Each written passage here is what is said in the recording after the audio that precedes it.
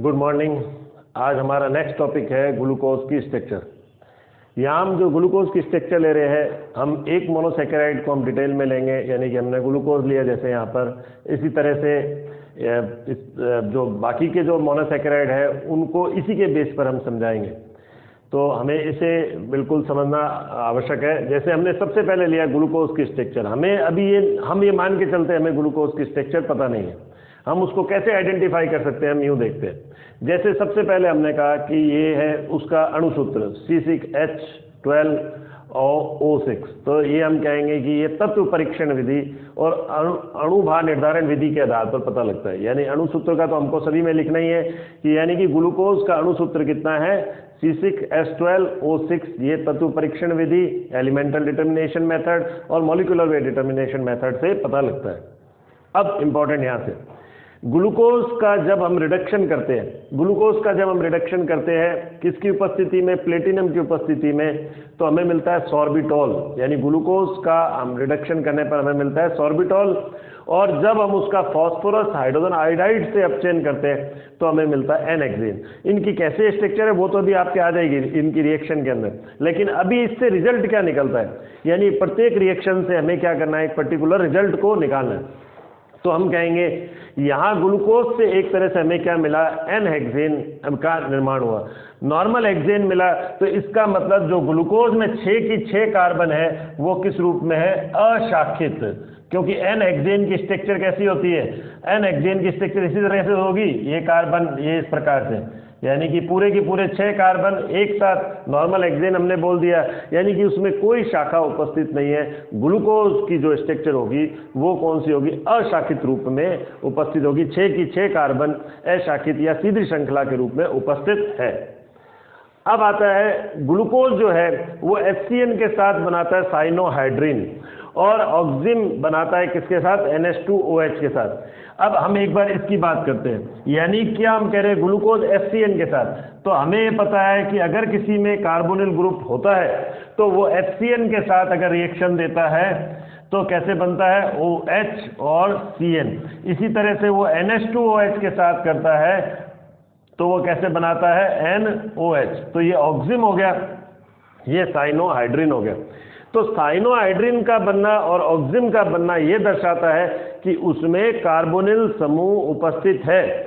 अब वो कार्बोनिल समूह कौन सा हो सकता है, वो एल्डिहाइड भी हो सकता है या वो कीटोन भी हो सकता है। हमें ये नहीं पता अभी, क्योंकि हम ये कहते हैं कि HCN और NH2OH है, HCN NH2OH के साथ तो एल्डिहाइड हो चाहे कीटोन हो, दोनों ही साइनोहाइड्रिन और ऑक्सिम बनाएंगे। तो हमें ये तो पता लग गया कि ग्लूकोज में इन दोनों समूह में से कोई एक समूह उपस्थित है, और साथ ही हमने ये भी बता दिया कि उसमें 6 कार्बन वो भी सीधी श्रृंखला के रूप में उपस्थित है। अब हम कहते हैं ये फेलिंग सॉल्यूशन टॉलन सॉल्यूशन के साथ धनात्मक परीक्षण देता है, यानी पॉजिटिव टेस्ट देता है। अब हमें ये पता है धनात्मक परीक्षण में किस प्रकार से, जैसे हम कहते हैं कि अगर किसी में मान लो एल्डिहाइड समूह होता है तो वो टॉलन अभिकर्मक के साथ, यानी टॉलन Ag2O के साथ ये रिएक्शन करता है तो क्या बनाता है, RCOOH + 2Ag, यानी ये सिल्वर मिरर आ जाता है इसमें, सिल्वर मिरर, तो रजत दर्पण। तो सिल्वर मिरर आ गया, तो इसका मतलब क्या हो गया यहाँ पर, इसका मतलब उसमें क्या हो गया, जो हमने बोला है कार्बोनिल समूह है, अभी इससे तो हमने क्या सिद्ध करा था, इस वाली रिएक्शन से तो हमने कहा था उसमें कार्बोनिल समूह है। तो अब कार्बोनिल समूह कौन सा हो गया, वो एल्डिहाइड समूह हो गया, यानी इससे हमने क्या सिद्ध कर दिया कि उसमें कार्बोनिल समूह कौन सा है, एल्डिहाइड है, ये वाला समूह है। किससे सिद्ध करा, इस फेलिंग तो। अगर मान लो हम फेलिंग के साथ रिएक्शन करवाते हैं, यानी CuO2 हमने यहाँ लिख दिया, तो RCOOH और Cu2O, ये लाल भूरा एक तरह से आपको अवक्षेप प्राप्त होता है, रेड ब्राउन कलर। तो इससे हमें पता लग गया, इसमें सिल्वर मिरर, इसमें रेड ब्राउन कलर हमें प्राप्त होता है। तो इससे हमें पता लगा कि जो हमने तीसरी रिएक्शन में बताया था कि उसमें एल्डिहाइड या कीटोनिक समूह उपस्थित है, तो यहाँ हमने उसको सिद्ध कर दिया कि उसमें एल्डिहाइड समूह ही उपस्थित है। अब ग्लूकोज की जब हम ब्रोमीन वाटर से करवाते हैं, ब्रोमीन वाटर से करवाने के बाद हमें क्या मिलता है, ये हमें ग्लूकोनिक एसिड या मोनोकार्बोक्सिलिक एसिड मिलता है। अब ये कैसे सिद्ध होता है, ये ऐसे सिद्ध होता है कि भाई RCHO है, ये RCOOH यानी ब्रोमीन वाटर के साथ, तो ब्रोमीन वाटर तो एल्डिहाइड समूह को ही, यहां मैं लिख देता हूं ब्रोमीन वाटर के साथ, तो RCOH। ये रिएक्शन भी क्या बताती है कि ग्लूकोज में एक CHO समूह उपस्थित है। भाई हमने ये तो कह दिया कि एल्डिहाइड समूह उपस्थित है, लेकिन अब उसमें कितने एल्डिहाइड समूह उपस्थित है, तो ये हमने बताया कि ग्लूकोज जब ब्रोमीन वाटर के साथ ग्लूकोनिक अम्ल बनाता है, यानी कि एसिड, और वो है कौन सा, मोनोकार्बोक्सिलिक एसिड, इसका मतलब उसमें एक एल्डिहाइड समूह उपस्थित है। तो पहले थर्ड रिएक्शन से तो हमने बताया उसमें एल्डिहाइड या कीटोन समूह उपस्थित है। फोर्थ रिएक्शन से हमने बताया कि उसमें नहीं, एल्डिहाइड समूह ही उपस्थित है। और फिफ्थ रिएक्शन से बताया उसमें एक एल्डिहाइड समूह उपस्थित है। अब बात आती है सिक्स्थ समूह की, या सिक्स्थ रिएक्शन की। अब सिक्स्थ रिएक्शन में क्या आता है, ग्लूकोज या ग्लूकोनिक अम्ल की डाइल्यूट HNO3 के साथ रिएक्शन करने पर वो सैकरिक अम्ल या डाइकार्बोक्सिलिक अम्ल का निर्माण करता है, यानी ये डाइकार्बोक्सिलिक अम्ल बनता है। अब हमें क्या ध्यान रखना, हमें ये ध्यान रखना पड़ेगा, ग्लूकोज में क्या होता है, अगर ये जो HNO3 है ये किसको कन्वर्ट करता है, HNO3 अगर एल्डिहाइड समूह है तो उसको भी COH में बदलता है, और अगर उसमें CH2 यानी प्राइमरी एल्कोहल समूह, एल्कोहलिक समूह, अगर उसमें प्राइमरी का एल्कोहलिक समूह है तो उसको भी COH में बदलता है। क्लियर? हमें अगर डाइल्यूट HNO3 जो है वो एल्डिहाइड समूह को भी COH में बदलता है और प्राइमरी एल्कोहलिक समूह को भी COOH में बदलता है। अब हम कह रहे हैं कि यदि ग्लूकोज की हमने करवाई या ग्लूकोनिक अम्ल की करवाई डाइल्यूट HNO3 से, तो हमें डाइकार्बोक्सिलिक अम्ल, यानी डाइकार्बोक्सिलिक लिखा हुआ है हमने, डाइकार्बोक्सिलिक अम्ल या सैकरिक अम्ल जिसको हम कहेंगे, वो प्राप्त हो रहा है।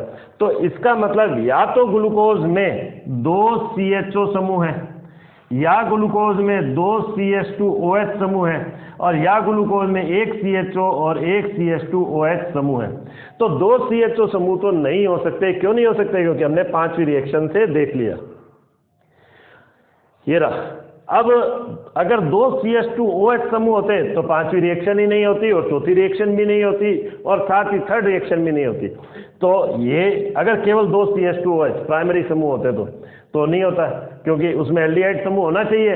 तो इसका मतलब उसमें एक एल्डिहाइड समूह हो और एक CH2OH समूह उपस्थित होगा। तो इस रिएक्शन से डाइल्यूट HNO3 से ये पता लगता है कि उसमें एक CHO समूह है और एक CH2OH समूह है। और ये हम ये भी देख रहे हैं कि ग्लूकोनिक अम्ल भी ये बना रहा है। तो इससे भी सिद्ध हो रहा है कि ग्लूकोनिक अम्ल में क्योंकि एक CHO पहले ही बदल चुका है और दूसरा जो है वो प्राइमरी एल्कोहलिक समूह जो है वो COOH में कन्वर्ट हो रहा है। अब बात आती है ग्लूकोज जो है वो ये जो एसिटिक एनहाइड्राइड के 5 मोल के साथ रिएक्शन करके ग्लूकोज पेंटा एसीटेट बनाता है। वो किस प्रकार से है वो मैं यहां बता रहा हूं आपको।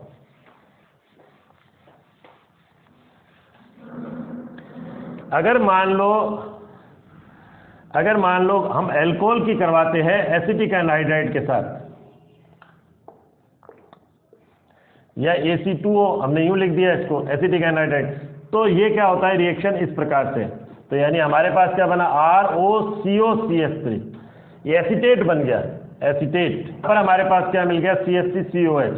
तो ग्लूकोज की अगर मान लो मैंने अल्कोहल की अगर मान लो मैंने एसिटिक एनहाइड्राइड के साथ करवाई तो क्या बना, हमें एसीटेट का निर्माण हो गया, यानी एस्टर बन गया। तो इसका मतलब क्या हुआ कि यहाँ पर, और जो हमने कहा ग्लूकोज जो है वो 5 मोल से रिएक्शन कर रहा है, इसका मतलब ग्लूकोज में क्या है, 5 OH समूह उपस्थित है। ग्लूकोज में क्या हो गया, क्योंकि पेंटा एसीटेट बन रहा है तो इसका मतलब ग्लूकोज में 5 OH समूह उपस्थित है, तभी तो वो 5 मोल एसिटिक एनहाइड्राइड के साथ ग्लूकोज पेंटा एसीटेट बनाता है।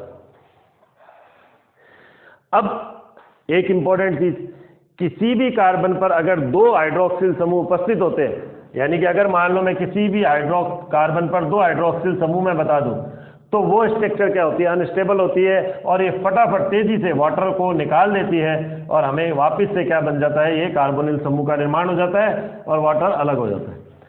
और जबकि हम कह रहे हैं ग्लूकोज में 5 OH समूह है, तो इसका मतलब, और ग्लूकोज जो होती है वो स्टेबल स्ट्रक्चर होती है, तो इसका मतलब जो 5 OH समूह है वो भिन्न भिन्न कार्बन पर उपस्थित होंगे। अगर वो एक ही कार्बन पर उपस्थित होते तो ग्लूकोज की स्ट्रक्चर अनस्टेबल होती और वो वाटर को लिबरेट कर देती। इसका मतलब जो OH समूह है 5 की 5, वो प्रत्येक जो है वो भिन्न भिन्न कार्बन पर उपस्थित है। अब लास्ट आती है इसमें, ग्लूकोज जो है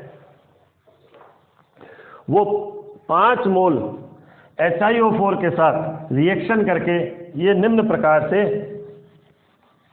उत्पाद बनाता है। तो हम सबसे पहले HiO4 की रिएक्शन देखते हैं किस प्रकार से होती है।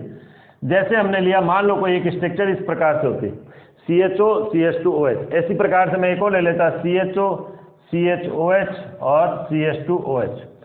मान लो मैंने इसकी करवाई 1 मोल HiO4 के साथ, तो होगा क्या, ये CH2O अलग हो जाएगा, ये H इसके साथ गया और ये O इसके साथ गया, तो हमारे पास बना फॉर्मिक एसिड और फॉर्मल्डिहाइड 1 मोल। मान लो मैं इसकी करवा रहा हूँ HiO4 के साथ, तो ये तो बना ही देगा, अच्छा ये ऑक्सीडेशन, ये तो CH2O बनेगा ही, यानी ये CH2O तो बनेगा। अब एक O इसके साथ गया तो हमें यहाँ पर करवानी पड़ेगी 2 के साथ, और ये वाला H इसके साथ गया, यानी एक O और हमें लेना पड़ेगा, तो ये इसके साथ चला गया, तो इसका मतलब हमें बना 2HCOOH। अब ग्लूकोज क्या कर रहा है, वो बना के दे रहा है 5HCOOH और CH2O 1, तो और वो भी 5 मोल HiO4 के साथ। तो वो इसका मतलब ग्लूकोज की स्ट्रक्चर कैसी होनी चाहिए, ग्लूकोज की इस प्रकार से स्ट्रक्चर होनी चाहिए, CHO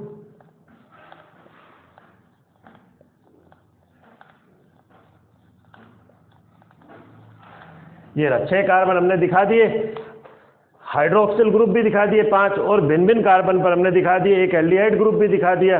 अब हम कह रहे हैं कि इसकी हमने करवाई 5HiO4 के साथ रिएक्शन, यानी हमको दिखाना पड़ेगा 5 O हमने इस तरह से दिखा दिया, एक CH2O अलग हो गया, यानी ये रहा। अब हम इससे बनाएंगे एक O इसके साथ गया तो HCOOH 1 O इसके साथ गया, HCOS 2, 1 O इसके साथ गया 3, 1 O इसके साथ गया 4 हो गया। 5वां किसके साथ गया, ये H इधर चला गया और 1 O इसके साथ चला गया, तो ये हमारे पास कितने हो गए यहाँ पर 5 HiO4 जो इसका ऑक्सीडेशन कर रहे हैं और 5 HCOOH का निर्माण हो रहा है। इसका मतलब ग्लूकोज की स्ट्रक्चर इस प्रकार से होगी। अब ये OH की पोजीशन कहाँ होगी, वो लेफ्ट हैंड साइड होंगे, राइट हैंड साइड होंगे, वो किस प्रकार से होंगे वो हम नेक्स्ट वीडियो में देखेंगे। आज के लिए इतना ही, थैंक यू।